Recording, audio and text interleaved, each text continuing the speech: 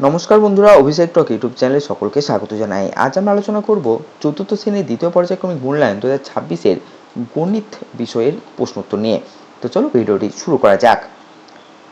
দেখো, প্রশ্নগুলির উত্তর আমি নিচেতে করে দিয়েছি, দেখে নাও। প্রথমে আছে, দেখো, সঠিক উত্তরের মাথায় টিক চিহ্ন দাও। দৈর্ঘ্য পরিমাপের একক হলো, সঠিক উত্তর হবে মিটার।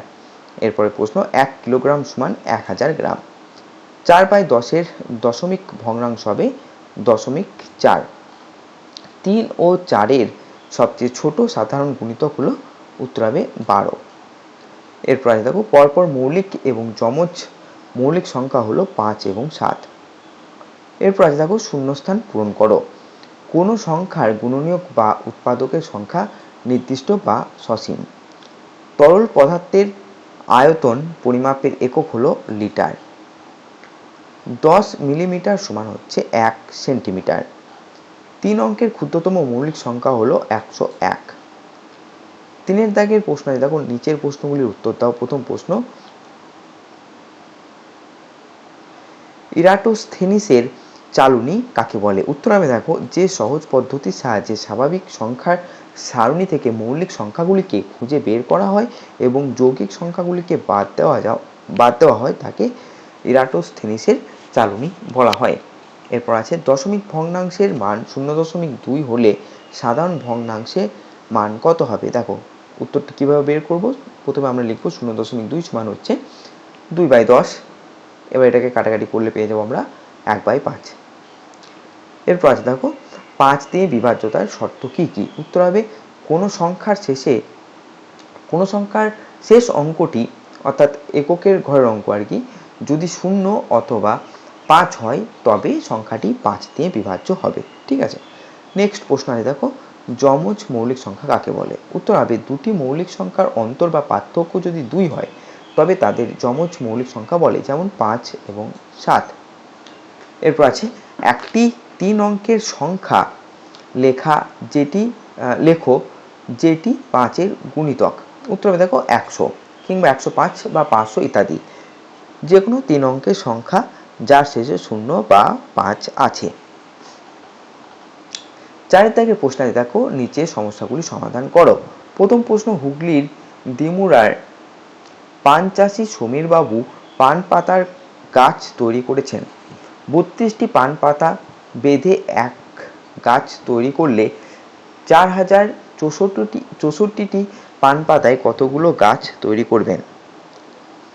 এখানে ব্র্যাকেটে লেখা আছে, দেখো, মৌলিক উৎপাদক বিশ্লেষণের সাহায্যে হিসেব করবে। ঠিক আছে। তো সমাধানটা দেখে নাও। মোট পান পাতা আছে 4064টি। একটি গাছে লাগে 32টি পান। ঠিক আছে। তাহলে গাছের সংখ্যা বের করতে হবে। 4064কে 32 দিয়ে ভাগ করতে হবে। তোমাদের বোঝার সুবিধার্থে আমি এভাবে ভেঙে ভেঙে লিখেছি, এত না লিখলেও তোমাদের চলবে। যেহেতু মৌলিক উৎপাদক বিশ্লেষণের সাহায্যে ভাগ করতে বলা হয়েছে, তাই প্রথমে 32কে মৌলিক উৎপাদকে বিশ্লেষণ করি। তো 32কে যদি আমরা মৌলিক উৎপাদকে বিশ্লেষণ করি তাহলে কত পাবো? 2 × 2 × 2 × 2 × 2। এবার 4064কে পরপর 2 দিয়ে ভাগ করি, মানে এই যে আমরা উৎপাদকে বিশ্লেষণ করলাম এগুলো দিয়ে ভাগ করতে হবে। তো দেখো, প্রথমে ভাগ করলে পাবো আমরা 4064 ভাজিত 2 সমান হচ্ছে যে 2032। দ্বিতীয়বার ভাগ করলে পাবো 2032 ভাজিত 2 সমান 1016। তৃতীয়বার ভাগ করলে পাবো 1016 ভাজিত 2 সমান 508। চতুর্থবার ভাগ করলে পাবো 508 ভাজিত 2 সমান 254।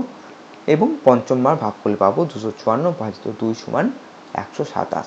অতএব সমীরবাবু 127টি গাছ তৈরি করবেন। তোমরা সরাসরি উৎপাদকে বিশ্লেষণ করে ভাগ করে দিতে পারো। ঠিক আছে, এত লেখার দরকার নেই। নেক্সট আছে, দেখো, ক্ষয়ের প্রশ্ন, সুবলের বাগানে একটি 4 কিগ্রা 600 গ্রাম ওজনের কুমড়ো ফলেছে। সে ওই কুমড়োর 800 গ্রাম রাবেয়াকে, 1 কিগ্রা 250 গ্রাম তুহিনকে এবং 650 গ্রাম পাপিয়াকে দিল। সুবলের কাছে এখনো কত ওজনের কুমড়ো পড়ে রইল? খুবই সহজ সমাধান। কি করতে হবে? প্রথমে সুবল মোট কতটা কুমড়ো অন্যদের দিল তা যোগ করতে হবে। তো রাবেয়াকে দিল 0 কিগ্রা 800 গ্রাম, তুহিনকে দিল 1 কিগ্রা 250 গ্রাম এবং পাপিয়াকে দিল 0 কিগ্রা 650 গ্রাম। অতএব মোট দিল, যোগ করলে পাবো আমরা 1 কিগ্রা 1700 গ্রাম বা 1 কিগ্রা 700 গ্রাম। ঠিক আছে,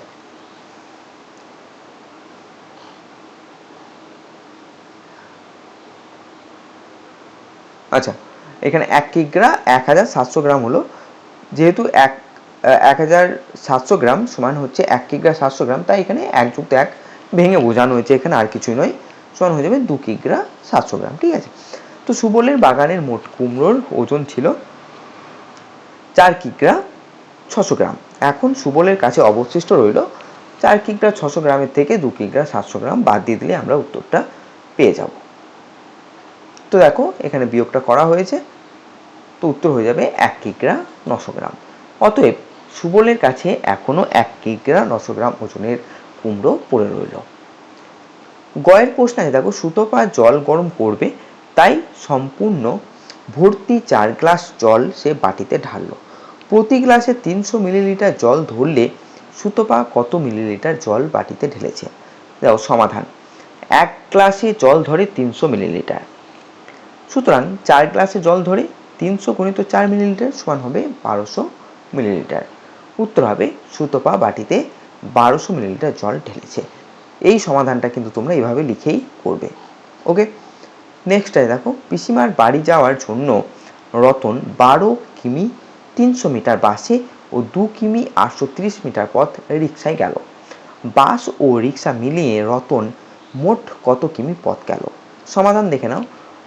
তাহলে রতন মোট কত পথ গেল তা বের করতে হলে দুটি দূরত্ব যোগ করতে হবে, তাই তো। তো প্রথমে আছে 12 কিমি 300 মিটার এবং 2 কিমি 830 মিটার, যোগ করলে পেয়ে যাব 14 কিমি 1130 মিটার বা 15 কিমি 130 মিটার। কিভাবে হয়েছে সেটা তোমরা এখানে বিস্তারিতভাবে দেওয়া আছে, তোমরা ডাইরেক্ট এখানেও 15 কিমি 130 মিটার লিখে দিতে পারো। ঠিক আছে, এতটা ভেঙে করার দরকার নেই, জাস্ট তোমাদের বোঝার সুবিধার জন্য আমি এখানে ভেঙে উত্তরটা করেছি। তো এবার উত্তর হবে বাস ও রিক্সা মিলিয়ে রতন মোট 15 কিলোমিটার 130 মিটার বা 15.130 কিমি পথ গেল। তো এই ছিল আমাদের ক্লাস 4-এর গণিত প্রশ্ন উত্তর। ভিডিওটি কেমন লাগলো অবশ্যই জানাবে। ভিডিওটি ভালো লেগে থাকলে লাইক এবং চ্যানেলটিকে সাবস্ক্রাইব করতে ভুলবে না। আর তোমরা কোন ক্লাসের প্রশ্নপত্র চাইছো সেটাও একটু কমেন্ট সেকশনে জানাবে। ধন্যবাদ।